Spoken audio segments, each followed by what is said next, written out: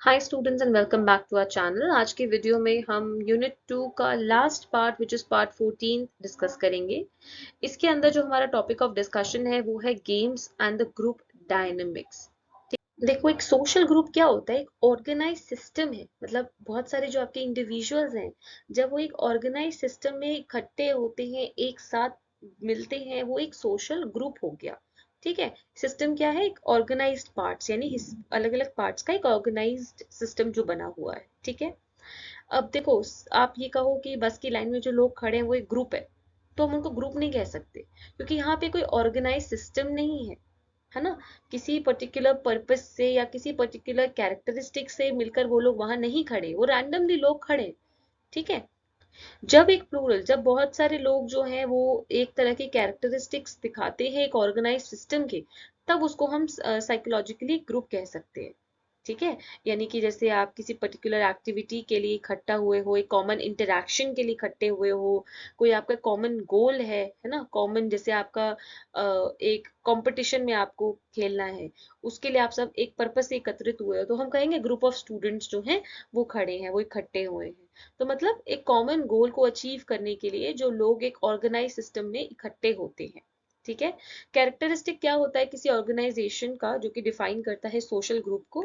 System perform some function as a unit. एक system जो है वो एक यूनिट बन के, यानी एक साथ एक यूनिट की तरह एक किसी काम को परफॉर्म करते हैं। जो एलिमेंट्स होते हैं सिस्टम के वो एक दूसरे से इंटर रिलेटेड रहते हैं, और सिस्टम के मैकेनिज्म होते हैं कि अपने एलिमेंट्स को, जो उसके हिस्से हैं, उनको रेगुलेट करने का कोई एक प्रॉपर सिस्टम होता है। कैरेक्टरिस्टिक्स क्या रहते हैं ग्रुप के? Group includes only person who share some norms and values about something, यानी जो किसी चीज को लेके जिनकी कुछ धारणाएं हैं, जिनकी कुछ सोच विचार है रिलेटेड एक दूसरे से, वही एक ग्रुप में पार्ट बनते हैं। जो टर्म है ग्रुप, वो उन लोगों के लिए यूज की गई है जो कि एक ऑर्गेनाइजेशन बनाते हैं जिसमें एक प्रॉपर स्ट्रक्चर हो, एक लोगों के अंदर सेंस ऑफ बिलोंगिंग हो, है ना। देन ह्यूमन बींग का एग्रीगेशन, यानी ह्यूमन बींग्स का एकत्रित होना, इकट्ठे होना। हम ये ग्रुप वर्ड यूज करते हैं for the classification such as black marketers because they have a common characteristic, है ना। मतलब हम एक, जिन लोगों में एक कॉमन कैरेक्टरिस्टिक होता है उनको हम एक ग्रुप में क्लासिफाई कर देते हैं, और एक ग्रुप के अंदर एक दूसरे के ऊपर हमारा ग्रुप का बिहेवियर डिपेंड करता है। ज्यादातर एक ग्रुप के लोग जो उसके अंदर उसका हिस्सा होने वाले हैं, उनकी सोच एक तरह की होती है, अलग भी हो सकती है, बट काफी हद तक एक दूसरे से मिलती जुलती है। ग्रुप के डायनेमिक्स कैसे रहते हैं या क्या होता है ये? ल्यूइन के हिसाब से group dynamics means those forces of a group and influences, especially of a small group, with the help of which the behavior of the member change in a definite direction। यानी कि वो डायनेमिक्स, यानी वो forces या वो जो influence है लोगों का एक दूसरे के ऊपर, जिसकी वजह से लोगों का जो बिहेवियर है वो थोड़ा चेंज हो जाता है, इफेक्ट होता है बिहेवियर। ठीक है। ग्रुप डायनेमिक्स के कुछ फैक्ट्स हैं ये। नंबर वन, ग्रुप डायनेमिक्स में जो ये फोर्सेस हैं, द फोर्सेस आर स्टडीड। उन फोर्सेस को हम पढ़ते हैं जो एक दूसरे मेंबर्स के बिहेवियर को अफेक्ट कर रहे हैं। आउट ऑफ कोहेसिव फोर्स और disruptive force any force can act, यानी दो फोर्सेस हैं, कोहेसिव फोर्स या डिस्ट्रप्टिव फोर्स, इनमें से कोई भी एक्ट कर सकता है कोई चेंज लाने के लिए मेंबर के बीच में। जब रिलेशनशिप जो है मेंबर के बीच में वो कोऑपरेटिव रहता है, एक दूसरे से मेल जोल के साथ रहता है, उसे कोहेसिव फोर्स कहते हैं, कि यहाँ पे कोहेसिव फोर्स एक्टिव है। ठीक है। मतलब सब सेटिस्फाई हैं, एक दूसरे की बात समझ रहे हैं, मान रहे हैं। स्मॉलर ग्रुप्स में ये चीजें हमें दिखती हैं, क्योंकि छोटा ग्रुप है, एक दूसरे की बात समझना मानना आसान है। ठीक है। According to Lewin, group and environment create social field, यानी ये जो ग्रुप है उनका जो एनवायरनमेंट है ये एक सोशल फील्ड इंसान के लिए बनाता है, जिसमें इस सोशल फील्ड के अंदर हर इंसान अपनी एक जगह लेता है, और अपनी जगह के हिसाब से इंसान का बिहेवियर होता है। ठीक है। और हर एक का बिहेवियर जो है मेंबर का, वो इन्फ्लुएंस रहता है एक दूसरे से। ठीक है। It get influence by the other member of the group, इसीलिए इसको डायनेमिक इंटरडिपेंडेंस कहते हैं, यानी एक का बिहेवियर दूसरे से अफेक्ट होता ही है। ठीक है।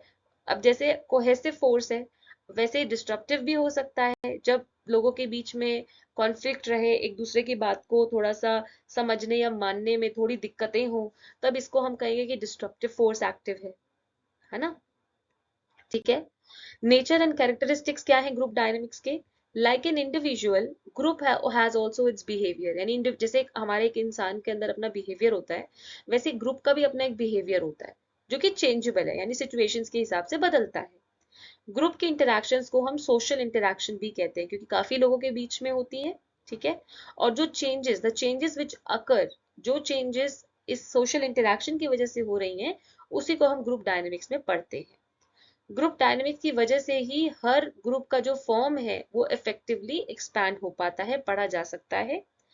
सोशल इंटरैक्शन के बेसिस क्या है, मतलब अगर आपको सोशल इंटरैक्शन या ग्रुप इंटरैक्शन करना है तो उसके बेसिस क्या रहने चाहिए? कोऑपरेशन, यानी कोऑपरेशन होना चाहिए, कंपटीशन, एक ऑर्गेनाइजेशन एंड एसिमिलेशन, ठीक है। इसी की वजह से आगे डेवलपमेंट हो पाएगा ग्रुप का, ठीक है।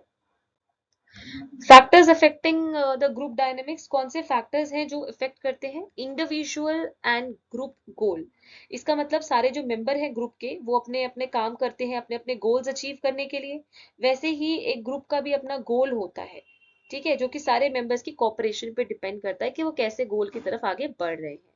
इमिटेशन, इमिटेशन जो है वो सारे मेंबर्स को थोड़ा सा उन पे दबाव डालते हैं कि वो ग्रुप में काम करके, है ना, ग्रुप बिहेवियर को अफेक्ट कराए, मतलब इमिटेट करके एक दूसरे के बिहेवियर को कॉपी करके एक इंसान उसी तरीके से बिहेव करने की कोशिश करता है जैसे बाकी ग्रुप के मेंबर करते हैं।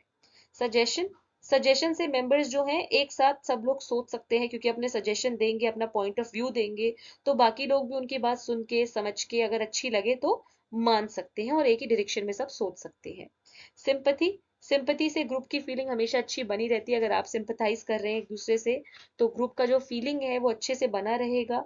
इंडिविजुअल एक दूसरे की बातों को, चीजों को समझ पाएगा और कोऑपरेटिवली काम कर पाएगा।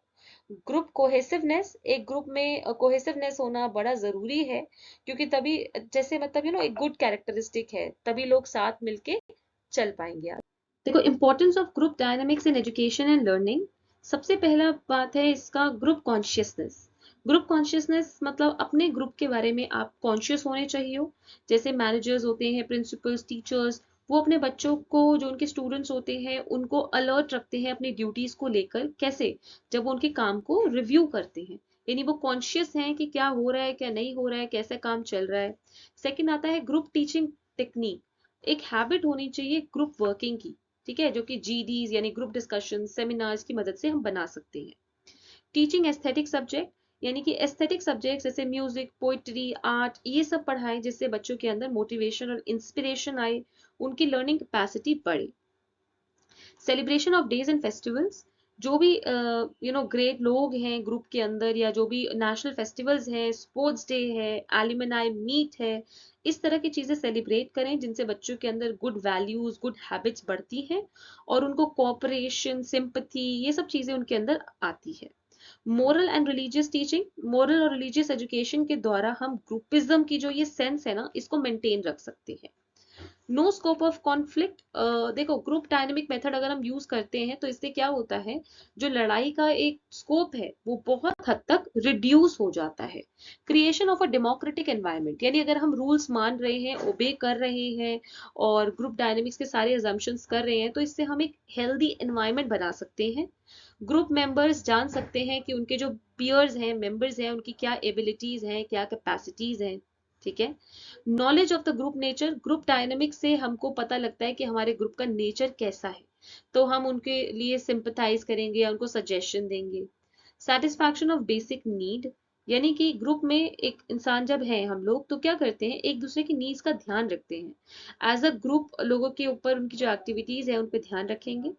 Development of creativity, group dynamics की वजह से एक कोहेसिवनेस बना है और कोहेसिवनेस की वजह से लोगों में आपस में कोऑपरेशन, क्रिएटिविटी, इन चीजों की डेवलपमेंट हुई है, ठीक है। तो ग्रुप डायनेमिक्स को हम एक complex form of interpersonal relationship point of view से समझ सकते हैं, क्योंकि group dynamics is relationship between two people, दो लोगों के बीच में, एक इंसान और एक ग्रुप, एंड बिटवीन ग्रुप्स, इनके बीच की जो रिलेशनशिप है उसको हम ग्रुप डायनेमिक्स से समझते हैं, ठीक है। Tips for running group dynamic games, जो गेम्स होते हैं ग्रुप डायनेमिक हमारे गेम्स होते हैं, ऐसे गेम्स को चलाने का, ऐसे गेम्स को खेलने, प्रॉपरली रन करने के लिए क्या टिप्स रहते हैं? सबसे पहली बात, make sure you have the basic knowledge on leadership, यानी आपके अंदर लीडरशिप, टीम वर्क, इन चीजों को लेके एक बेसिक सेंस होनी चाहिए। अगर इंटेंस वर्क रिक्वायर्ड है तो बैकग्राउंड नॉलेज और एक्सपीरियंस होना चाहिए कि कैसे हम उस एक्टिविटी को, उस गेम को परफॉर्म करेंगे। एक कंफर्टेबल रिलैक्स एटमॉस्फेयर क्रिएट करना है, कपड़े बहुत कंफर्टेबल पहनने हैं, डिस्टर्बेंस नहीं होनी चाहिए। माइंड और बॉडी दोनों को पहले से ही ट्रीट करो होलिस्टिकली कि हाँ मतलब ऐसा कुछ हम करेंगे। अवेयर होने चाहिए कि क्या हम देख रहे हैं, सुन रहे हैं, टच कर रहे हैं। शुरुआत हमेशा आइस ब्रेकर्स गेम से होनी चाहिए, यानी कि सीधा गए अच्छा चलो ये गेम्स है, नहीं। लोग आपस में एक आइस ब्रेकिंग होनी चाहिए, है ना, लोग आपस में एक दूसरे को जानने चाहिए, थोड़ा ट्रस्ट बिल्डिंग होनी चाहिए।